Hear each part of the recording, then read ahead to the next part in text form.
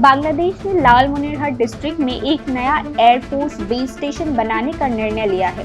बांग्लादेश ने चीन की मदद से लालमोनेरहाट डिस्ट्रिक्ट में इस नए एयरफोर्स बेस स्टेशन का निर्माण करने का निर्णय लिया है। इसे देखते हुए भारत अत्यधिक सतर्क हो गया है। सिलीगुड़ी कॉरिडोर बांग्लादेश के लालमोनेरहाट डिस्ट्रिक्ट से सटा हुआ है।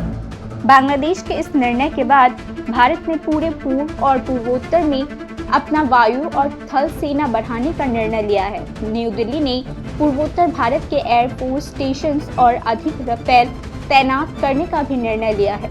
रशिया से खरीदा गया state of the art S-400 air defence missile system को भी सिलीगुड़ी कॉरिडोर को चाइनीज गोल से बचाने के लिए तैनात किया जा रहा है।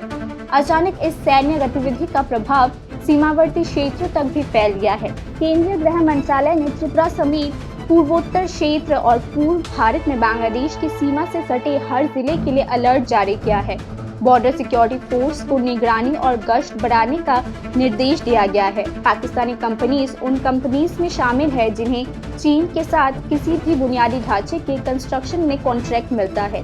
दूसरे शब्दों में कहें तो जब बांग्लादेश में नया एयरफोर्स बेस स्टेशन बनाया जाएगा तो चीन और पाकिस्तान उस काम में सीधे तौर पर शामिल होंगे।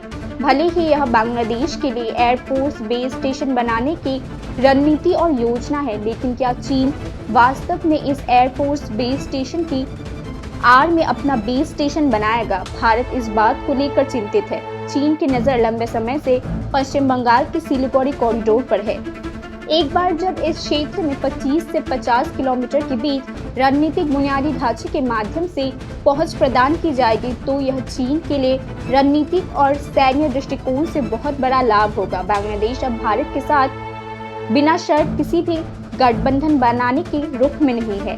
यह केवल समय की बात है कि ड्रैगन के पंजे में फंसकर बांग्लादेश का हाल भी पाकिस्तान जैसा बन जाएगा। इस मामले में चीन का लक्ष्य भारत को तीनों तरफ से घेरने का है। दिल्ली अब इस मुद्दे को लेकर बहुत सतर्क हो गई है। Bureau report, news now.